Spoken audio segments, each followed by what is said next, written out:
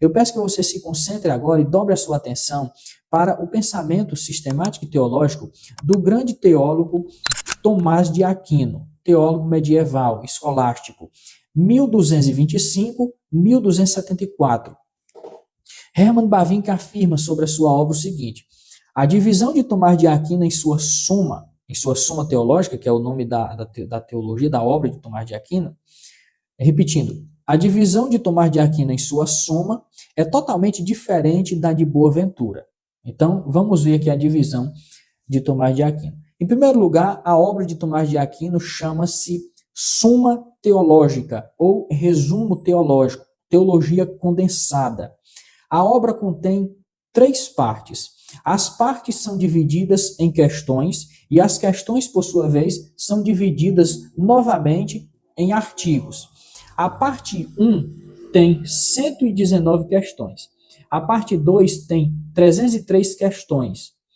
E a parte 3 contém 90 questões, acompanhada de uma finalização que foi feita por teólogos que sucederam Tomás de Aquino, pois ele não conseguiu terminar sua obra devido à sua morte. Vamos analisar as 3 partes individualmente.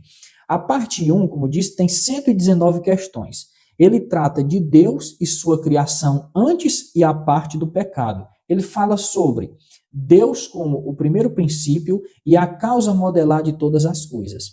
Essa expressão primeiro princípio ou primeiro motor é uma expressão característica de São Tomás de Aquino. Para entender esse princípio, é importante ler a Suma Teológica de Tomás de Aquino. É um conceito todo elaborado por ele e, se Deus permitir, nós iremos refletir um pouco sobre esse conceito de primeiro princípio ou primeiro motor, que é muito importante para a teologia, muito importante mesmo. Aqui, portanto, nós não temos tempo de refletir sobre ele.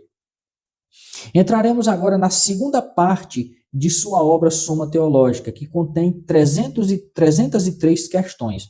Essas 303 questões são divididas em 2 subpartes. Portanto, a segunda parte da Suma Teológica tem 2 subpartes. A primeira, com 114 questões, e a segunda com 189. Vamos para a primeira subparte da segunda parte da Suma Teológica. Ela contém 114 questões. Trata do homem como a imagem de Deus, o propósito final do homem, que para Tomás de Aquino é a felicidade eterna, a bem-aventurança eterna, fala sobre a doutrina da vontade, fala sobre a boa e a pecaminosa qualidade dos atos, paixões e hábitos humanos. Ele fala sobre a virtude em geral, as virtudes em geral, fala sobre os pecados divididos quanto à localização, à causa e às consequências. E conclui a primeira subparte da segunda parte com os motivos externos e internos que estimulam os seres humanos a fazerem o bem, que para ele são a lei, o evangelho, a graça e o mérito. São estímulos externos e internos que movem os seres humanos a fazerem o bem. Lei, evangelho, graça e mérito. Segunda subparte da segunda parte da Suma Teológica, 189 questões. Elas tratam dos pecados e virtudes em particular. Ele traz uma base, ele faz uma base sobre a vida moral cristã, que para Tomás de Aquino, é importante entender isso aqui, essa base moral cristã é um espectro que, de um lado, é formado por 3 virtudes teologais e do outro por 4 virtudes cardinais. As 3 virtudes teologais são biblicamente conhecidas como a fé, a esperança e o amor. Para essas virtudes, leia 1 Coríntios capítulo 13.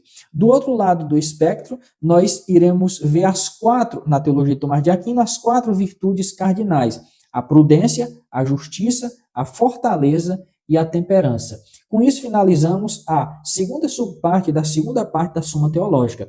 Vamos finalmente agora para a terceira parte da Suma Teológica. A parte 3 contém 90 questões. Elas descrevem a forma pela qual nós, seres humanos, podemos alcançar a bem-aventurança da vida eterna, isto é, Cristo e os sacramentos. Para Tomás de Aquino, o modo como podemos alcançar a bem-aventurança da vida eterna é através de Cristo e na visão dele dos sacramentos. Essas 90 questões também falam sobre a pessoa e a obra de Cristo, falam sobre o conceito de sacramento, batismo, confirmação, eucaristia, penitência. Esses assuntos são descritos nessas 90 questões. Aqui, segundo Hermann Bavinck, termina a obra de São Tomás de Aquino. Há uma parte suplementar que, de acordo com os estudiosos, foi constituída pelos teólogos que sucederam Tomás de Aquino, pois Tomás de Aquino morreu antes de concluir a sua obra. Portanto, essa parte que irei mencionar agora da Suma Teológica é uma parte que os teólogos chamam de post-mortem, e ela contém 99 questões. Post-mortem porque foi constituída, produzida, depois da morte do Tomás de Aquino. Essa quarta parte continua os ensinos sobre os sacramentos desenvolvidos e iniciados por Tomás de Aquino, trata do estado da alma humana depois da morte, fala sobre a ressurreição, o juízo, a bem-aventurança e a condenação. E termina com uma discussão sobre o purgatório. Então, essa discussão sobre o purgatório foi formulada pelos sucessores de Tomás de Aquino. Bavinck comenta sobre a obra de Tomás de Aquino. Atenção agora. A divisão de Tomás de Aquino não somente difere da de Boaventura, mas em muitos sentidos é inferior a ela.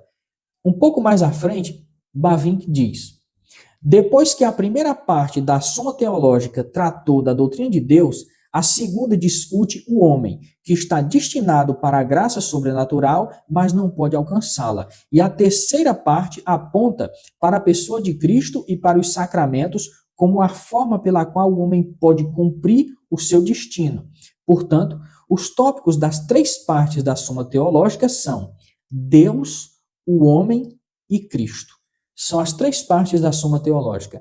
É também uma divisão trinitária.